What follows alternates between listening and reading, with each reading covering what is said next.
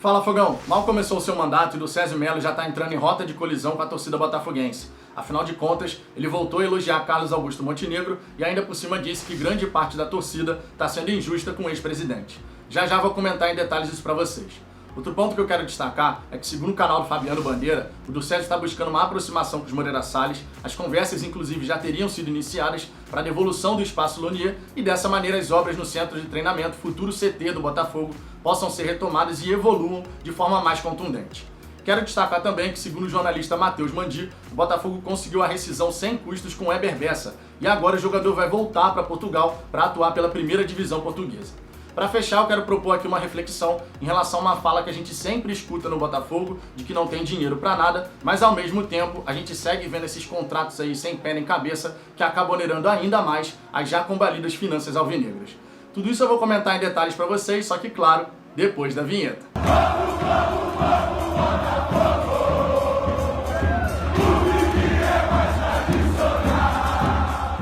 Vamos lá, Fogão, para começo de conversa com os pedidos. Se você gostar desse vídeo, eu peço por gentileza que você deixe o seu like, se inscreva no canal se ainda não for inscrito, para a gente alcançar a marca dos 5 mil inscritos aqui no canal. Se você puder fazer parte desse crescimento, eu vou ficar eternamente agradecido. Queria aproveitar também esse começo de vídeo para te convidar para a live de segunda-feira, 1º de fevereiro, 8 da noite. O link dessa live está aqui na descrição, basta clicar nele, porque assim você consegue definir o lembrete e aí você vai ser notificado quando a live estiver para começar. Dito isso, vamos em frente, porque o primeiro ponto que eu quero destacar aqui é justamente essa aproximação do Docésio Melo em relação aos Moreira Salles, nessa tentativa de devolução do espaço Lonier, futuro CT do Botafogo, para que as obras possam evoluir de forma mais contundente, já que o Botafogo alega que não tem capacidade financeira para tocar essa obra sozinho. Resta saber se os Moreira Salles vão topar reassumir essa obra. Afinal de contas, o Botafogo, que tem uma dívida com os Moreira Salles na casa dos 50 milhões de reais, pelo menos segundo o balanço de 2019, possivelmente isso aumentou em 2020, e em 2020 o comitê gestor, para completar, ainda cortou a relação com os Moreira Salles, digamos assim, porque eles deixavam até de responder e-mail dos Moreira Salles, o que fez com que João e Walter Moreira Salles ficassem bastante irritados, com toda a razão. Imagina você, o Botafogo te deve 50 milhões de reais e daqui a pouco sequer responde um e-mail que você manda para o clube. Não dá, né?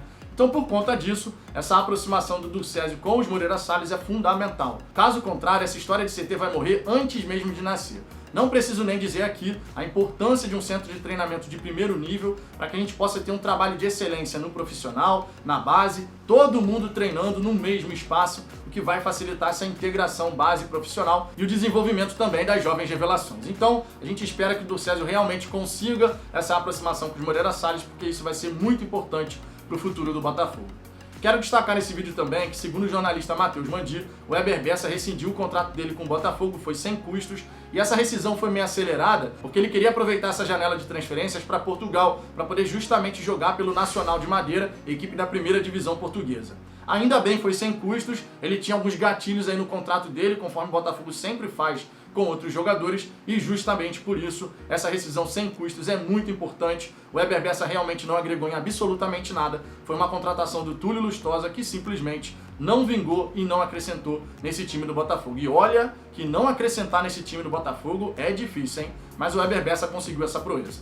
Quero comentar aqui também sobre essa situação do Docésio Melo, essa declaração aí em relação ao Montenegro, dizendo mais uma vez que, na opinião dele, o Montenegro é o maior botafoguense de todos os tempos, né, o maior botafoguense da história, e ainda por cima dizendo que grande parte da torcida tem sido injusta com o ex-presidente, dizendo que ele é o culpado aí, o maior culpado por essa montagem do elenco. Obviamente, o elenco de 2020 não foi montado simplesmente pelo Montenegro, ele era um homem forte do futebol, isso não dá para negar, mas a gente não pode esquecer o nome dos outros integrantes do comitê gestor, como por exemplo o Nelson Mufarrege, o Carlos Eduardo Pereira, o Rotenberg, o Agostini, o Renha, são caras aí que a torcida não pode esquecer. Mas logicamente o Montenegro, como a gente sabe, que tem uma relação aí com o poder do Botafogo, com a política do Botafogo muito forte, a gente não tem como simplesmente deixar passar essa questão que aconteceu na temporada de 2020. O Montenegro, inclusive, que abandonou o barco em determinado ponto da temporada, quando viu que a vaca estava indo para o brejo, obviamente tem essa mágoa da torcida, essas críticas, que na minha opinião são mais do que justas. Então o Docésio Melo, quando ele resolve ir contra a torcida, justamente em relação à figura do Montenegro, que é um cara que a torcida tem realmente criticado bastante, batido bastante, ele obviamente escolhe um lado, não dá pra gente negar isso. Ele escolhe o lado do amigo dele de infância, Carlos Augusto Montenegro, conforme o próprio do Césio Melo comentou. São amigos desde os 5 anos de idade. É normal você ter um carinho pelo seu amigo, mais do que natural, mas não há necessidade de você ficar toda hora dando uma declaração, enaltecendo o Montenegro, dizendo que é o maior botafoguense da história. Nada disso é necessário. Da mesma maneira, ele que está querendo profissionalizar o futebol alvinegro, não faz sentido algum cogitar a possibilidade de voltar a pedir ajuda financeira ao Carlos Augusto Montenegro. Ele disse que esse modelo profissional que ele está tentando implementar, em tese, não tem espaço para mecenas, mas a partir do momento que ele fala em tese, a gente sabe muito bem que, mais uma vez, no fim das contas, o Montenegro e tantos outros aí chamados de ilustres vão acabar ajudando o Botafogo, caso do Césio Melo e o Vinícius Assunção e mesmo o futuro diretor executivo não consigam o tal dinheiro novo. Precisamos de dinheiro novo para não depender dos mecenas. A partir do momento que alguém paga a sua conta, quem paga a conta dita as regras. Essa é a grande realidade. E não é à toa que o Montenegro tem tanta influência no Botafogo, porque gestão atrás de gestão, ele acaba pagando uma conta ali, uma conta aqui, e com isso ele tem toda a influência do mundo na política do Botafogo. Para fechar, eu quero fazer aquela reflexão com vocês em relação a essa situação do Botafogo toda hora falar que não tem dinheiro para absolutamente nada. Logicamente, quando a torcida do Botafogo vê notícias, como essa, por exemplo, do SBT, de que o Botafogo vai receber de cota fixa pela transmissão do Carioca 14 milhões de reais, mais um percentual em relação a pay-per-view, a torcida botafoguense vai se questionar. Entram 14 milhões de reais, mas não tem dinheiro para nada. E ao mesmo tempo ainda tem aquela história dos contratos, como por exemplo os 2 aumentos para o Fernando, que mais do que triplicaram os vencimentos dele, o reajuste salarial do Luiz Otávio, as renovações do Cícero, do Cavalieri. Tudo isso faz a torcida botafoguense se questionar, e com muita razão não dá para negar. Mas o fato aqui é o seguinte: quando a gente fala que o Botafogo não tem dinheiro, não é que não entre dinheiro nos cofres do Botafogo. Logicamente, entra um dinheiro de um Carioca, de uma participação na Copa do Brasil, venda de jogador. Porém, a gente tem um custo passado, aquele equalizado, como é, por exemplo, o Profut, o ato trabalhista, que juntos consomem cerca de 3 milhões e 200 mil reais por mês e não podem deixar de ser pagos, porque caso contrário torna a vida do Botafogo mais caótica ainda. E ainda tem aquelas dívidas não equalizadas, justamente as dívidas que geram as penhoras inesperadas, entre aspas. Como, por exemplo, essa da Vale, de um processo de 1993, que penhorou mais de 3 milhões de reais do Botafogo agora, ou mesmo a penhora do Anderson Barros, do Oswaldo de Oliveira, do Gilson e de tantos outros que passaram pelo Botafogo. As dívidas do Botafogo são muito grandes. E somado a essas dívidas, a gente ainda tem o custo presente, as contas de agora, que são os salários dos funcionários, os custos e as despesas para manter toda a estrutura do futebol, do social, dos esportes olímpicos. Então o Botafogo precisa para ontem fazer mais dinheiro, enxugar os seus custos e administrar melhor os poucos recursos que tem. Quando a gente fala que o Botafogo não tem dinheiro, mas ao mesmo tempo vem esses contratos sem pé nem cabeça, com aumento de salário daqui, aumento de salário dali, a questão da cláusula do Pedro Raul, tem muita coisa que o torcedor botafoguense, com razão, não aceita, porque simplesmente não faz sentido. De um lado vem o discurso de que não tem dinheiro nem capacidade financeira para fazer nada. Do outro faz esses contratos malucos, sem pé nem cabeça, que oneram ainda mais as já combalidas finanças alvinegras.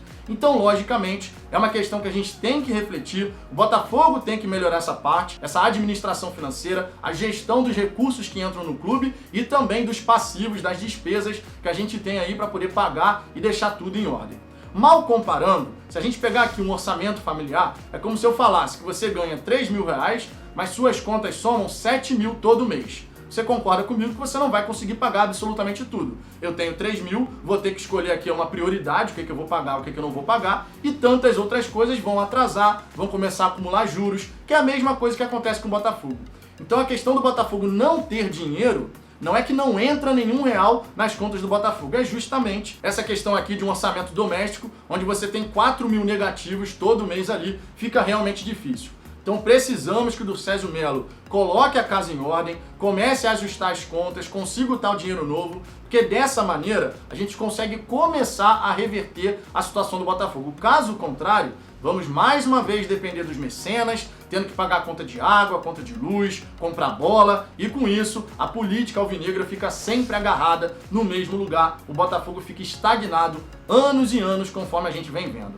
Então só foi uma reflexão aqui. Tem dinheiro para algumas coisas, não tem dinheiro para outras, mas no fim das contas o que falta no Glorioso é gestão. Gestão séria, profissional, para que a gente possa virar a chave e fazer um Botafogo mais forte. Mas e você, Fogão, o que você pensa a respeito desses temas? Deixe seu comentário aqui embaixo, a sua participação é sempre muito importante. Deixe o seu like se você gostou desse vídeo. Mais uma vez, fica o convite. Live segunda-feira, 1º de fevereiro, 8 da noite. O link está aqui na descrição. Defina o lembrete, porque assim você vai ser notificado.